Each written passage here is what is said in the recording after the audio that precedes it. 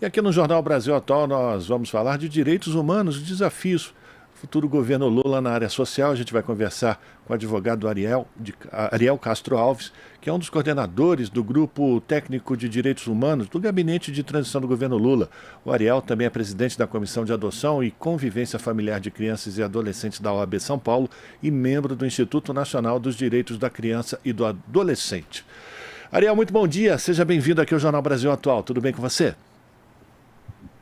Bom dia a você, bom dia a todos os ouvintes da TVT, da Rádio Brasil Atual. É um prazer falar com vocês.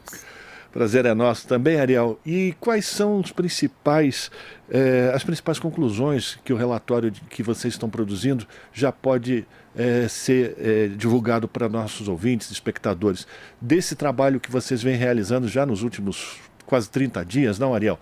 Como é que você avalia já a qualidade desse relatório que será apresentado, esse raio-x da área de direitos humanos para o governo Lula?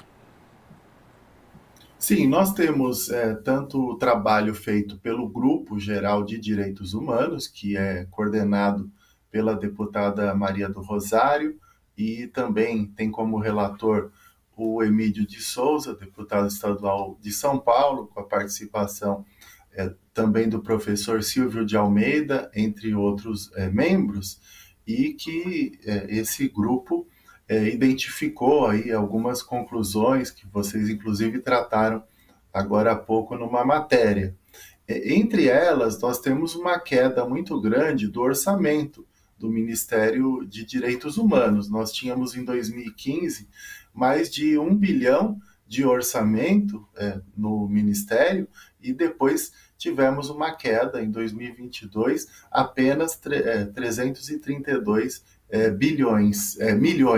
Então, nós tivemos de mais de 1 bilhão para apenas 332 milhões de orçamento nas áreas relacionadas aos direitos humanos. Isso também aconteceu na área da criança e do adolescente.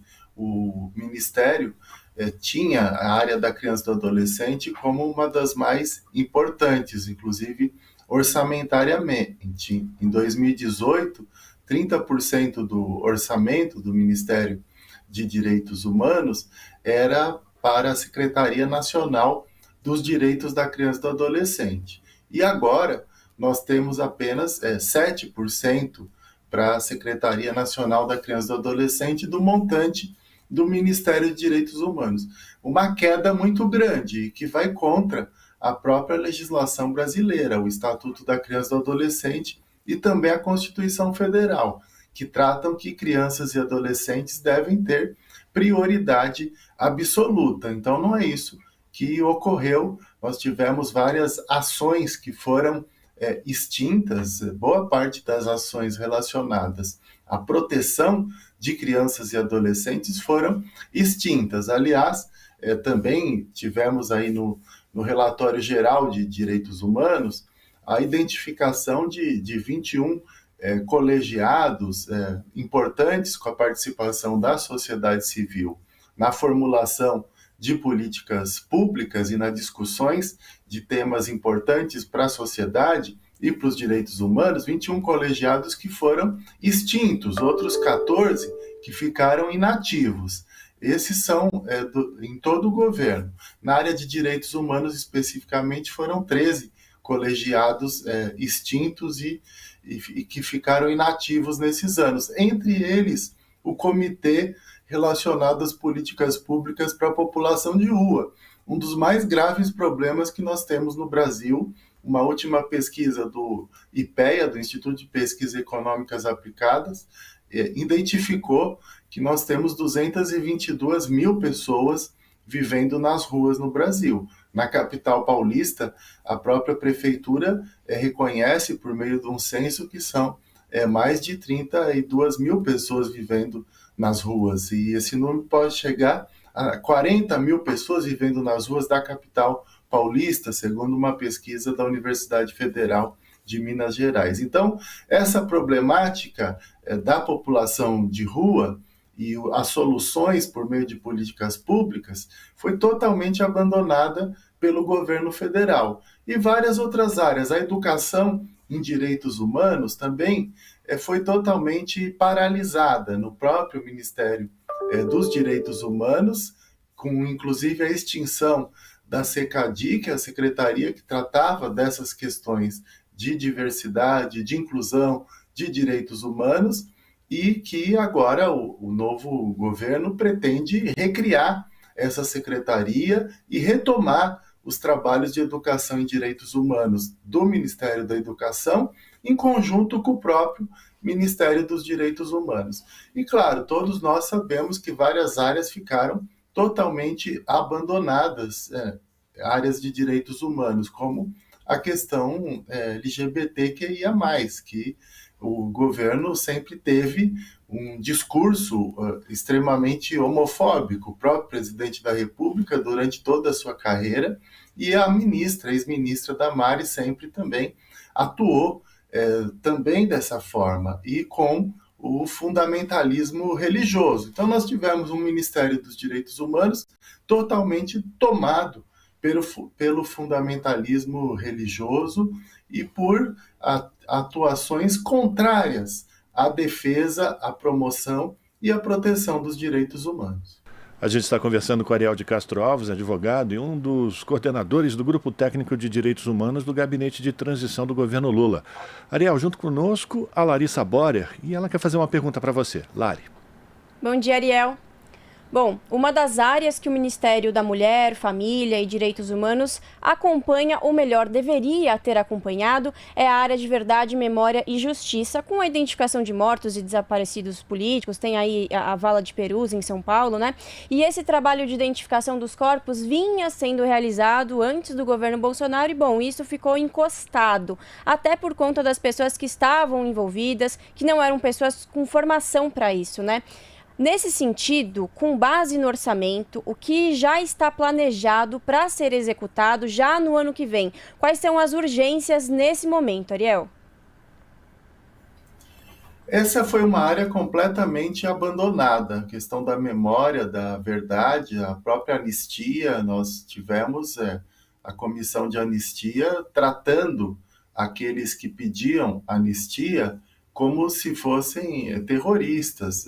Muitas vezes, até nas sessões, essas pessoas eram constrangidas, essas pessoas eram humilhadas, e depois foram todos, a grande maioria dos pedidos indeferidos. E no caso também da memória e da verdade, o governo paralisou completamente a comissão, paralisou todas as atividades nessa área, até porque é um governo que defende o golpe de 64, um governo que sempre defendeu a ditadura militar e que durante toda essa gestão atacou a democracia, atacou as instituições, como o próprio Supremo Tribunal Federal, e quando interessou também atacou o próprio Parlamento, o Congresso Nacional, e em vários momentos o presidente da República atual, que logo será ex-presidente da República, ele também ameaçou o golpe de Estado. Então, nós tivemos total paralisação dessas atividades de identificação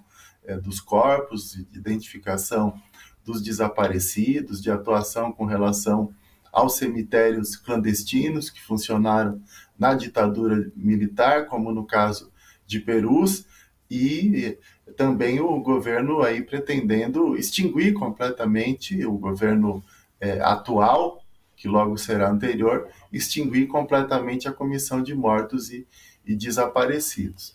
Essa não foi uma área propriamente que eu cuidei na transição, porque eu coordenei o subgrupo de criança e adolescente dentro do grupo de direitos humanos, mas nós vimos aí a intenção do novo futuro governo agora de retomar as atividades da Comissão de Mortos e Desaparecidos Políticos, de tentar fazer uma recomposição orçamentária, de alocar recursos que possam garantir a continuidade desses trabalhos, dessas atividades que são fundamentais. Um país que não dá valor aí à sua memória, à sua verdade, pode repetir os erros do passado, como nós tivemos aí vários erros do passado repetidos durante a gestão Bolsonaro, como no caso também os ataques aí que nós tivemos aos defensores dos direitos humanos, os ataques aos indígenas, o aumento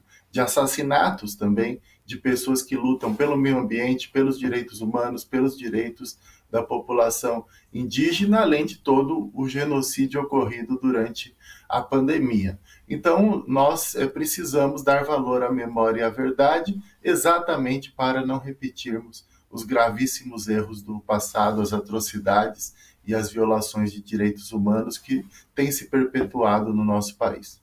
Ariel, uma das palavras que a gente pode colocar como conclusão do relatório que vocês estão produzindo e vão entregar para o governo Lula é de destruição, né? Esse foi o objetivo do governo Bolsonaro, destruir todas as políticas que estavam sendo realizadas, né, pacientemente nos últimos anos de apoio aos direitos humanos e que foram desarticuladas, destruídas. Você acredita que esses comitês, essas políticas, com a participação popular, poderá ser recuperada em pouco tempo? Essa desarticulação, ela consegue ser revertida? E nesse quadro, com relação às crianças, os conselhos tutelares, como é que está a situação deles hoje?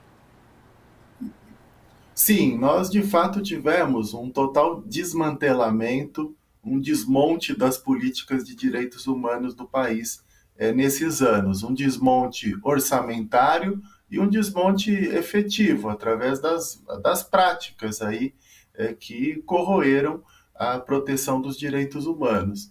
Então, nós temos aí, principalmente na área da criança e do adolescente, que é a área que eu fui responsável nesse trabalho do Grupo de Direitos Humanos, as nossas maiores preocupações são com a fome, com a miséria, com a violência contra crianças e adolescentes, inclusive a violência doméstica, algo que teve uma intensidade maior durante a pandemia e os casos vieram a aparecer depois da pandemia e precisam ser atendidos. E também temos a preocupação com a orfandade decorrente da Covid, dos quase 700 mil mortos pela Covid. Nós temos aí projeções estimativas, já que o governo sequer fez diagnóstico nessa área, se negou a fazer um diagnóstico nessa área, apesar de várias cobranças que fizemos pelas entidades da sociedade civil, números que variam entre 130 mil órfãos da Covid a 282 mil. Então, nós temos números da coalizão pelas vítimas da Covid, que chegam aí a 130 mil órfãos da Covid, e até números do Imperial College de Londres, que estimou de 282 mil órfãos da Covid. Outra preocupação é a questão das crianças e adolescentes em situação de rua. Não tivemos nenhum censo, nenhum diagnóstico sobre isso. O último foi feito em 2011, naquela época já tinham mais de 24 mil crianças e adolescentes vivendo nas ruas das cidades com mais de 300 mil habitantes. O governo atual